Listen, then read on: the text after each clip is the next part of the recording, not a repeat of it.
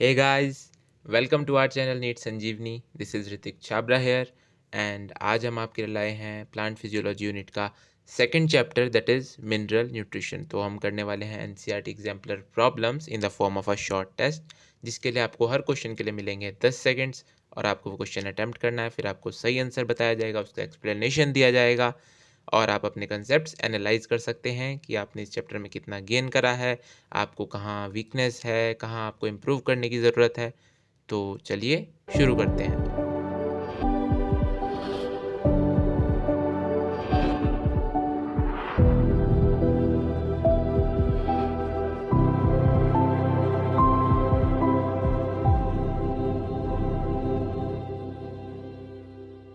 Yes, so here is our chapter mineral nutrition. So first question की तरफ move करते हैं और ये रहा आपकी स्क्रीन पर। क्वेश्चन नंबर 1 है, which one of the following roles is not characteristic of an essential element, and your time starts now.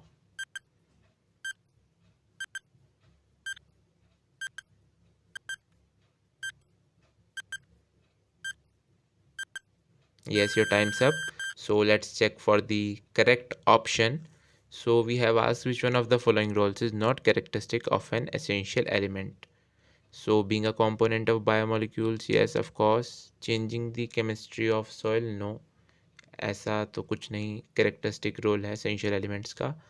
So being a structural component of energy related chemical compounds, yes. Activation और inhibition of enzymes, yes. आपने पढ़ा होगा NCERT में जो essential elements के characteristic 4 roles होते हैं। So first का बी पार्ट, उसका एसेंशियल कोई रोल नहीं है, कोई कैरेक्टरिस्टिक रोल नहीं है एसेंशियल एलिमेंट्स का। तो फर्स्ट का बी पार्ट करेक्ट आंसर है। So moving on to next question. Question number 2 is, which one of the following statements can best explain the term critical concentration of an essential element? ये इस question में जो B option है इसको आप एक बार correct कर लीजिएगा। इसमें essential element concentration below which plant growth becomes enhanced, retarded और स्टैंडर्ड दोनों सेम बातें हो गई, तो ये ऑप्शन गलत है इसका बी। तो एनहेंस्ड, अब आपको बताना है सही क्या है इसमें से। Your time starts now.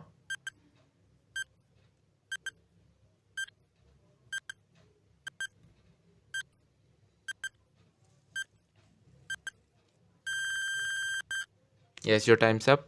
सो अब देखते हैं इसका करेक्ट ऑप्शन क्या है। तो हमसे पूछा है कि critical concentration of an essential element best explain किस स्टेटमेंट से हो रही है। तो essential element concentration below which plant growth is retarded, yes, first option इसका करेक्ट पार्ट है। वो एसेंशियल एलिमेंट की वो कंसेंट्रेशन जिसके नीचे अगर उसकी अमाउंट प्रेजेंट होगी तो प्लांट की ग्रोथ रिटार्ड हो जाएगी, उसको बोलते हैं हम क्रिटिकल कंसेंट्रेशन। सो सेकंड का A part is the correct answer. Next question है हमारा, deficiency symptoms of an element tend to appear first in young leaves. It indicates that the element is relatively immobile. Which one of the following element deficiency would show such symptoms? And your time starts now.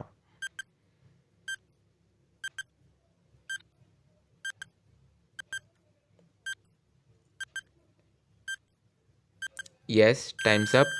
सो आपको immobile element in सब में से choose करना था। Very simple, calcium और sulphur immobile elements होते हैं। तो थर्ड का A part is the correct answer. अगर यंग लीव्स में अगर खाली ये इतना ही कहते हैं कि यंग लीव्स में सिम्टम्स पहले अपीयर हो रहे हैं, उससे भी आप समझ जाइए कि इमोबाइल एलिमेंट है, कि ट्रांसलोकेट नहीं कर सकता। तो यंग लीव्स में ही पहले सिम्टम्स आएंगे, वरना जब कोई और डेफिशिएंसी सिम्टम्स होते हैं किसी मोबाइल एलिमेंट्स की वजह से, तो मोबाइल एलिमेंट्स जो ओल्डर लीव्स होती हैं उनसे यंग लीव्स में चली जाती हैं ताकि उनको कोई दिक्कत ना हो, ताकि वो ग्रो कर जाएं अच्छे से। तो ओल्ड लीव्स डेड हो जाती हैं, ओल्ड लीव्स का तो काम भी नहीं होता, तो इसलिए वो यंग लीव्स में चले जाते हैं। लेकिन इमोबाइल के केस में तो जा ही नहीं सकते एलिमेंट्स, वो बेसिक स्ट्रक्चरल पार्ट है उस लीव का। तो सल्फर और कैल्शियम इमोबाइल होते हैं। तो थर्ड का A part is the correct answer. Next question है हमारा question number 4, which one of the following symptoms is not due to manganese toxicity in plants? And your time starts now.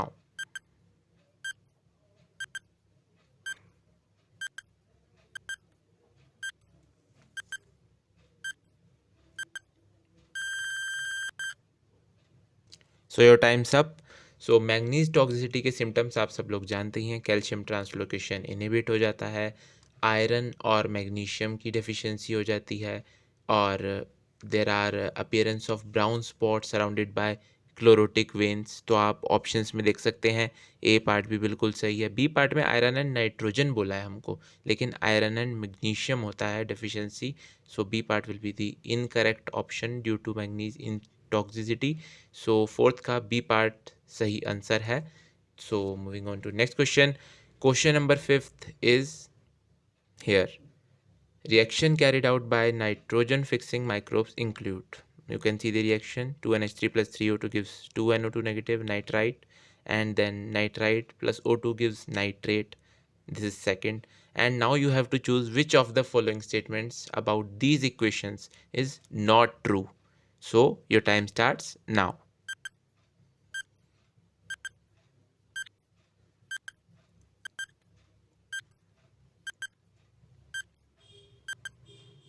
Yes, your time's up. So पहली reaction है ammonia से nitrite बनने की, and this reaction is carried out by nitrosomonas और nitrococcus. So first option is correct. And second है nitrite से nitrate जब convert होता है, it is carried out by nitrobacter. Yes, this is also true. And both steps 1 and 2 can be called nitrification. Yes, this is combinedly called nitrification.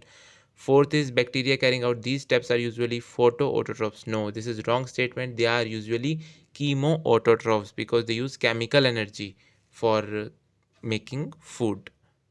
So fifth ka D part is the correct answer.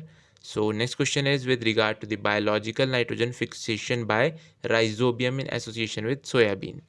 Which one of the following statements or statement does not hold true? And your time starts now.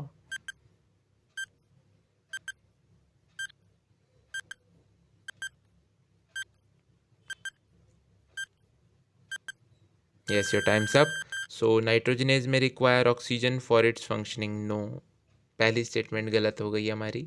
Nitrogenase को oxygen नहीं चाहिए होती, उसको anaerobic condition चाहिए होती है इस उसकी फंक्शनिंग के लिए, इसीलिए ही तो वो साथ में लेग हीमोग्लोबिन यूज़ करता है।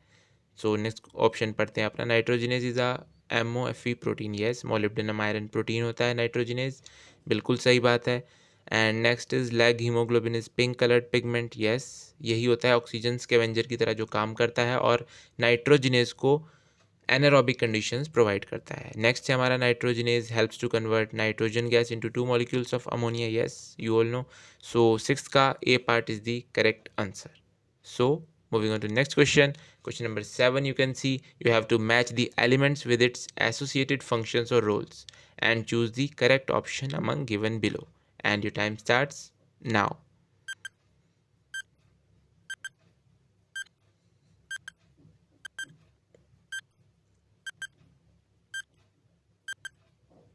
Yes, your time's up. आपको क्वेश्चन में 10 सेकंड से ज़्यादा आई थिंक नहीं लगने चाहिए। हालांकि मैं क्वेश्चन पढ़ देता हूँ, उसके बाद तो 10 सेकंड नहीं लगने चाहिए इससे ज़्यादा। तो अगर आपको इससे ज़्यादा लग रहा है तो आपको थोड़ी स्पीड बढ़ानी चाहिए अपनी, क्योंकि जो इस तरह के क्वेश्चंस होते हैं उनको भी करने की ट्रिक्स होती हैं। जैसे इस क्वेश्चन में ही देखिए, मैं आपको बताता हूँ उसका सॉल्यूशन भी।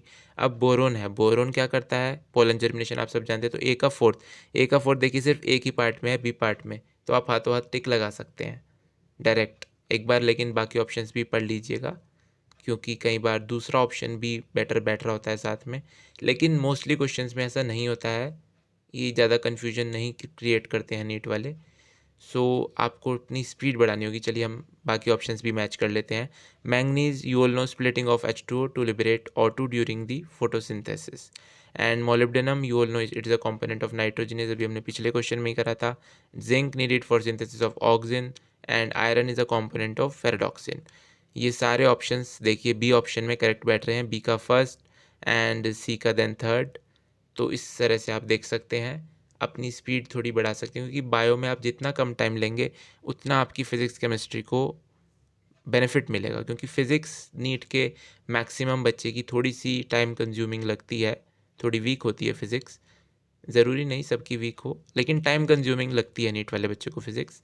सो आपको फ़िज़िक्स के लिए टाइम अच्छा मिल जाएगा। आपको फ़िज़िक्स के लिए नहीं भी चाहिए, आप एक बार स्पीड से करिए, आप फिर से रिवीजन एक बार दोबारा कीजिए पूरे पेपर का, और उसमें कुछ और क्वेश्चंस कीजिएगा ना।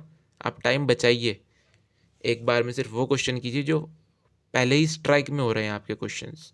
सो इस चीज़ का आप ध्यान रखिए. Moving on to next question. Question number 8 is plants can be grown in and you have to tick the incorrect option. You can check here, bracket में लिखा है tick the incorrect option and your time starts now.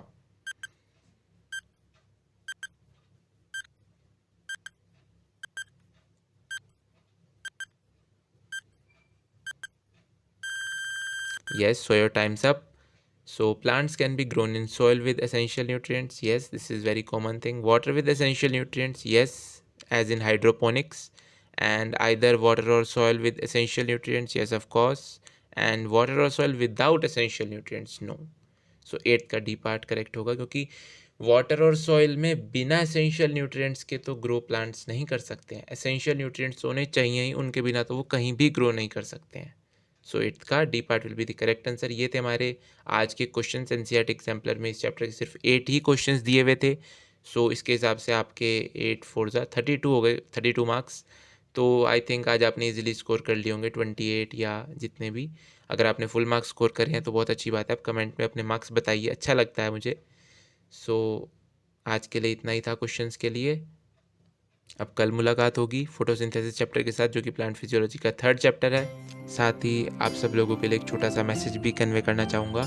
आप सब लोग जानते हैं कि कैसा टाइम चल रहा है इस टाइम. कोविड की जो 2nd वेव आई है, इसने कितना तहलका मचा रखा है पूरी कंट्री में, पूरे वर्ल्ड में ही. लेकिन जो इस टाइम दिक्कत हो रही है, उससे सिर्फ एक ही ऑप्शन है उससे बचने का, सेफ्टी, सेफ्टी एंड सेफ्टी.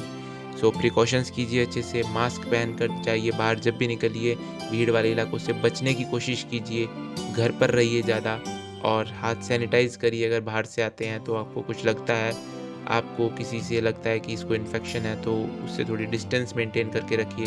बाकी आप सब लोग जानते ही हैं सब कुछ, काफ़ी पुरानी हो गई हैं ये सारी बातें. फिर भी अपना ध्यान रखिए, पढ़ाई करते रहिए अच्छे से, कंसेप्ट्स क्लियर करते रहिए अपने. मैं रोज़ लाता ही रहूँगा आपके लिए एनसीईआरटी की वीडियोस. और कोई अगर आप चीज़ चाहते हैं तो आप कमेंट्स में बता सकते हैं. So thank you very much for watching the video and bye bye.